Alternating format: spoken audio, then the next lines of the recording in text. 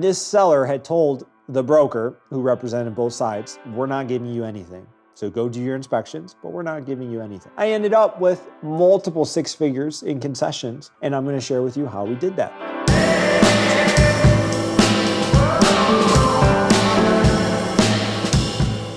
Negotiations is the key to success in anything in life, but especially in real estate investing. And most people approach negotiations from the wrong perspective. They make a lot of mistakes with it, they struggle, and they lose deals and opportunities because of that. In this video, I'm gonna take you inside my real life experience. I just took a seller on our 100 unit deal that we are working towards a closing on, and they told me they will not give me a single dollar in a concession. I was able to successfully negotiate a multi six-figure concession. So I was able to turn a no into yes. I'm gonna teach you how you can do the same, whether it's on a single family deal, a duplex, an 8 unit, 100 unit, or if you're literally just negotiating with a person for the car or where to go to dinner. Everything in life is negotiations. If you're new to the channel, you don't know who I am, my name is Tony Stephan, welcome. Together, my wife and I own over 100 rental properties. And in this particular series, we're walking you through the entire journey of closing on our first 100 unit apartment deal. So welcome. I hope you enjoy. I hope you get to learn from this. Also too, we're gonna go stop by my 56 unit in this video. We're gonna talk about asset management, property management, improving properties. And then two, we're gonna go check out an exotic car show and even have a special guest there show up and talk about tax strategies, tax saving strategies with real estate investing and the cost segregation study. So if you're new, welcome. Be sure to hit the subscribe button. Be sure to drop a comment. Let me know if you have any questions about what we talk about here, and sit back, relax, enjoy the episode. Okay, so let's get right into the main topic of this video, which is the negotiation process on a real estate deal, in particular, the 100 unit deal that we are involved in. So for a little bit of background information, I've shared this in some of the other videos about this. We're buying from an institutional investor. This is the first time I've interacted with a larger group. Honestly, I've normally just bought from mom and pop owners like my wife and I, right? So families, husband, wives, or single person. It's a little bit more sophisticated. They are much more sophisticated. They've done billions with a B in transactions. And then there comes little old me coming along and I'm the little guy, right? It's like David versus Goliath. And what I mean by that, it's not me versus them, but they are definitely the Goliath in the room and I'm the David, I'm the small guy. So first thing I want to teach you, negotiation should be a win-win scenario. It is not me versus you. And people who take the me versus you competition, I need to crush my competitor, they get discarded. Everything I've learned in negotiation and sales is I want to create a win-win scenario with the seller. I need to learn what's most important to the seller and I need to solve that problem with this situation. They told me they will not be giving any concessions. Now, if you've ever been in a transaction, that's a hard line in the sand to take. I know when I've sold my real estate in the past, I try to always do things in good faith and I try to always give a small credit or concession if it's warranted. So I've always operated in the realm of good faith. And this seller had told the broker who represented both sides, we're not giving you anything. So go do your inspections, but we're not giving you anything. I ended up with multiple six figures in concessions, and I'm gonna share with you how we did that. Don't negotiate too soon. When you are under contract, you have a due diligence period. Work with a really good real estate professional to help you understand your due diligence period. It's different on every deal. Usually standard's 30 days. On a multifamily, on a single family, it's probably like 7 days. Try to take as much time as you can in your due diligence period. Have it inspected, get the inspection reports. If you're gonna ask for concessions, have quotes. So if you're saying, hey, I need a new roof, it's 100 grand. Well, show me a quote is what I would say. And what a seller would say, well, I don't have a quote, but it's 100 grand. It's not as tangible as if you're like, hey, we had the roof inspected. Here's the inspection report outlining the concerns with the roof. Here are 3 quotes for the roof averaging $75,000. I'm gonna ask for $75,000. It's just more valid. If they are present sellers, they're aware of what's wrong. So you're not gonna like surprise them and like, oh my God, I didn't know the roof was gonna go. Like on my 56 unit, the roof was gonna go. And I negotiated a $150,000 credit concession for the roof. They knew it was gonna go, so they weren't surprised when I asked for that concession. So don't negotiate too soon. Professionalism, manners. Again, you are treating it like I'm working with you, not against you. Again, if you are the person who comes across as, it's me versus you, I wanna take from you, I wanna win here, I want them to know I beat them up and I really got the upper hand on them, humans resist what they can't control, and no one wants to feel like they were taken advantage of. Whether the property's a mess or not, no one likes to deal with that person. And I've seen deals in the 11th hour blow up because the two sides were just combative. So I'm always very matter of fact. I'm just very objective. It's not personal. They're being shady, because we see a lot with our real estate brokerage that my wife runs. People think it's personal, like they're hiding things from me, insidious and whatever they're trying to do. And that might be, but you just want to operate very professionally and very neutrally and just very matter of fact. It's not personal, it's business, it's a piece of real estate. They're not out to get you. So just be very matter of fact. Don't make it personal. Don't make it emotional. When you ask for the concessions and when you're emailing the agent or emailing the broker, I always like to put it in writing so it can't be interpreted what you're looking for. Maybe have a third party non-biased person read it, because I've been there. It's hard not to get emotional and get like fired up, like you've just found something severely wrong with this property or you just need to renegotiate on something. Tempers can flare. And I've been on the phone with a very agitated broker or seller. So I like to be very matter of fact, keep it simple, keep it short, keep it concise, keep it professional. When I turned the seller here, who told me they weren't giving me anything and was able to get multiple six figures in concessions, I started higher than I actually wanted. I actually asked for 7 figures of a concession. Now, to be fair, this is a deal above $10 million, for perspective. I'm not asking for $1 million on a $2 million deal. They said I was crazy. They said, we didn't want to do this deal. You chased us down. So I started here, but I knew I would accept right here. And that's huge. If you just come right out and ask for what you want, you don't give any room for negotiate. Again, remember, we said, you want to create a win-win. I want $1 million, and they're like, we'll give you 250. And you're like, I need 500, and they're like, we'll give you 400. Take it. Creates the win-win. But you have to know your numbers, and only you can understand that. And one expression that I love that was taught to me is pigs get fed, hogs get slaughtered. If you are so greedy, and again, you try to push them to the brink, you push them too far, you might blow up the deal. Now, maybe you don't care, but then you're gonna get the reputation. And I was just out with a gentleman from Berkadia, nationwide brokerage, and I asked him, what's the most important thing you look for on a buyer of a multifamily deal? And he said, track record's everything. Your reputation is everything. So if you are really gonna tie a deal up, get it under contract, so you're spending money on that, you're spending money on the inspection, you've probably already ordered your appraisal at this point. It's a multifamily, you ordered an appraisal and a phase 1 environmental survey, and you are so difficult to deal with. They're giving you concessions. They're trying to work with you, and you walk away at that point, you're just gonna get that reputation as a retrader and someone difficult to deal with. Now it's up to you. Now again, if you discovered something that is mandatory, like foundation, roof, like something massive that they did not disclose to you, if they disclosed it, you should have prepared for it. That's a big thing. If they told you the roofs are gonna go, you should have budgeted for it. Like on my 56 unit, they never told me the roofs were gonna go, and I said, you didn't tell me. You present that, but you're willing to work with them. So I started at the 7-figure number. They came back low. I came back here, we settled here. And it was a win-win. I will tell you this, the most powerful person in any negotiation is a person who is willing to walk away. Now, to contradict myself, if you know you need 500,000 because it wasn't disclosed to you that the roofs are gonna go, the foundation, whatever, and the deal fiscally does not make sense to you, if you cannot get this 500,000, you must be willing to walk away. You'd be surprised when you draw your line in the sand, what happens. It's a high stakes poker match. It is. And you never know who's bluffing, especially when there's a broker in the middle representing both sides, which is very common in multifamily. So it's so important, if you can get your own real estate agent, like if you hired my wife and her team and they represented you, you're gonna get the best case scenario. But in this instance, and on the 56 unit, we had a co-broker, and he's phenomenal. He's great, but he has duty to both sides. Whereas if you just have a real estate agent on your side, it's a much better situation.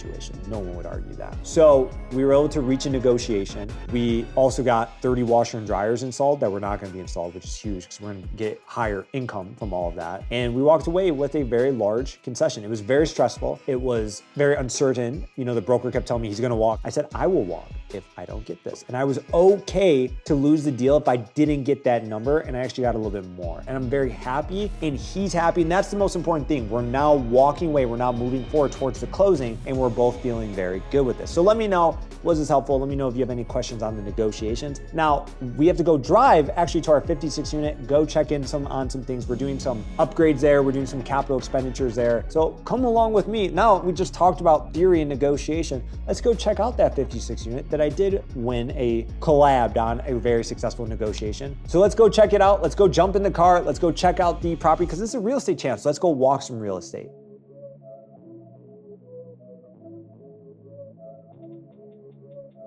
I had to stop in at our 56 unit. So my wife runs her real estate brokerage right now out of the 56 unit here. She runs the property management team out of here as well. We just hired 2 new property managers, 1 new real estate agent. We just did another interview for a real estate agent. We are now at the point to where we have really increased our revenue here. Like when we took over, this property was doing about 280,000 in annual revenue. We're gonna be over 400,000 for this year. So we have exceeded our 2-year business plan in year 1, which is huge. That's what you always want to do. But now we are very much so pumping money back into the property to make it more valuable, make it better for the tenants. Guys, I just want to be transparent with you right now though. I'm feeling the overwhelm, man. Found it like hard to breathe today. Woke up, did my boxing workout, you know, we cut out alcohol, really just dialed in discipline. But I've been in this business before to where there's so much rapid growth going on. My mentor taught me it's like a hockey stick analogy. You're just like kind of like trucking along and all of a sudden, psh, and that's where we're at in these businesses. The real estate business, if you guys follow the channel, we're closing 100 units coming up literally a week from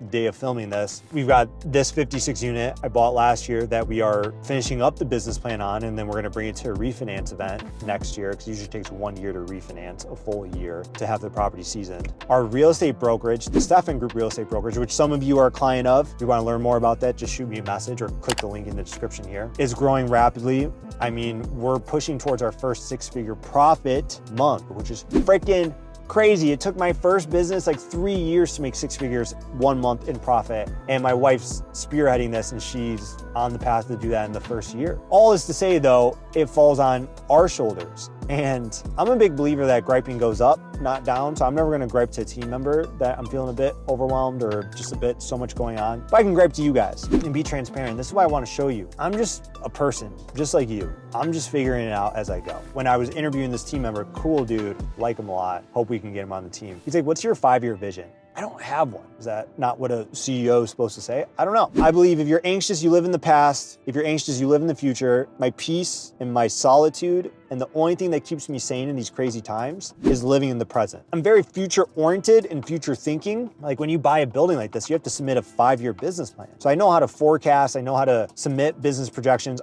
but I find peace, and I've learned this, when I was just so forward thinking, so like, I have to hit this goal, I have to achieve this next thing. The anxiety would get even higher because I can't control a lot. We can't control a lot. I can't control if this 100 unit deal closes. I can't control if all 56 of these tenants move out. But what I can control is my attitude, my effort, my belief system, how I wake up today, the daily process, the daily discipline. Like I was feeling a little off today, I'm not gonna lie. Dealing with one of our other buildings, if you watched the other video, it got hit by a car. And so she's dealing with this contractor who didn't want to submit an invoice. My wife's like, damn, I should have qualified this harder. All good, failure is feedback. Mistakes are just investments in future success. All good, so we had to talk about that. All the while preparing to close on this 100 unit, all the while trying to hire another real estate agent. You just feel that, man. I feel all that as a leader, because as a leader, our excuses are their way out. So if I slip on anything, it's their way out. Only thing I can find peace in, control the controllables. Inner peace comes from personal discipline. And I literally was talking to my mentor about this past weekend. He said, in times of growth, you just double down the core disciplines. That's it. Discipline's freedom. Stacking your wins daily creates freedom. When all else fails, everything around me could be falling apart, but if I wake up and I do the right things every single day, I find peace. And that is what I've learned to define success as. Very important for you. I don't define success by how much money this makes. I define success and happiness and fulfillment by the person I see in the mirror, because I can control this. I define my success by how did I respond when nothing went my way. That's what I've learned to define success as. So if you guys can learn this longer, it took me years to figure this out. I rode the wave of emotions as an entrepreneur. My highs were highs, but my lows were lows. Now I just stay here, and it's so much easier and so much better. So let me know if this was helpful. I'm just trying to be real with you guys. I'll be honest, I can't just sit in that podcast studio and just like, here's 5 ways to make a deal. I don't resonate with that, man. I'm not trying to show you perfectly highly edited shit. I'm trying to show you the real stuff. 33 years old. I don't come from money. My mother struggled with drugs, lost her life. My father never really made more than 45, 50 grand a year. He worked for Blue Cross Blue Shield. He held multiple jobs down to just try to make ends meet. We filed bankruptcy. We were on food stamps. Everything I have is what I've built. And I don't have a blueprint. I'm making the blueprint. I have mentors who have advised me, but a mentor doesn't tell you what to do. They tell you where to look. I've learned to look inside for the answers. So I'm figuring it out, and I'm documenting me figuring it out with you here. If you think I'm right, great. If you think I'm wrong, great. If you're indifferent, whatever. I'm showing you the real. I'm showing you the honest, right? I'm showing you my life, and I'm living my life with you in hopes that you can take lessons from my journey and apply it to yours. I can be your mentor for free. This is free. And I'm doing it because I want to help you. What you release most completely is what you will feel most completely. So as I feel anxiety and overwhelmed, I want to jump on here and teach you. Trust me, old me would have been like, oh, I'm too anxious. I've got too much on my mind. I can't film. What you release most completely is what you will feel most completely. So when you are overwhelmed, just help someone else. It's always the best thing. Let's go look at this property. Real quick, we'll show you what we're doing here. Major road here, tons of drive-by traffic. Let me show you guys. 2 major things we have to do this building. We already did the landscape refresh. I actually want more landscape done here, but all these doors, they were like an old stale red. They're getting painted a brand new red just to make them pop a little bit. We're gonna have fresh new landscape, a little bit more shrubbery, a little bit more flowers. We got flowers over here. And then next, we have to get this roof replaced. All 7 buildings completely replaced, which is crazy. So they're there painting the doors right now. It looks really good. That was another challenge. The bank that did the original loan was supposed to finance the roofs. It's over $200,000. Then they said, you know what? Let's just see how you do that first year and then we'll talk about it next year. So we have to decide, do we pay out of pocket for those roofs or not? We got the brand new signage put in. Guys, I want you one day to have your name on a building. It's the best feeling in the world. I've thought about painting the entire building, but I was advised not to. So I guess it kind of messes up the brick. I guess it makes it like less porous or something like that. Can cause issues long term. So we're turning those maroon doors into those bright red doors there.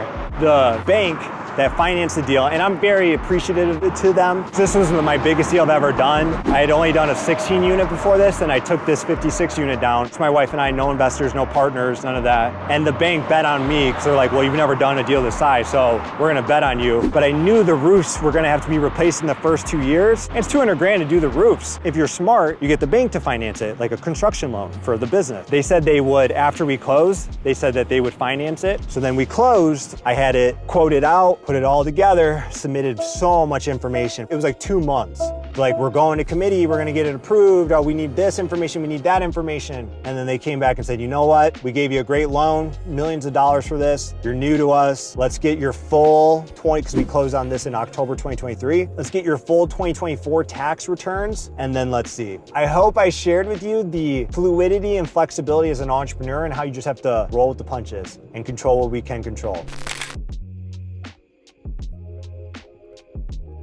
Okay, network is your net worth. So we're here, Supercar Meetup, Birmingham, Michigan, huge for one of the top real estate brokers in the state, out here shaking hands, kissing babies, right? Yep. What's the importance of like networking and getting out? For people who are not very sociable, that's like our big goal this year, is trying to do more and more networking. How many people have you met like networking, especially like face-to-face brokerage? How important is that? It's just more important to get out in your community and talk with people. And like, how many clients have you met? More clients in person. And so like for us, we're kind of like naturally introverted. We're pushing ourselves to do more of these events. So come to these little meetups, see what's up. Let's go check out some cool cars.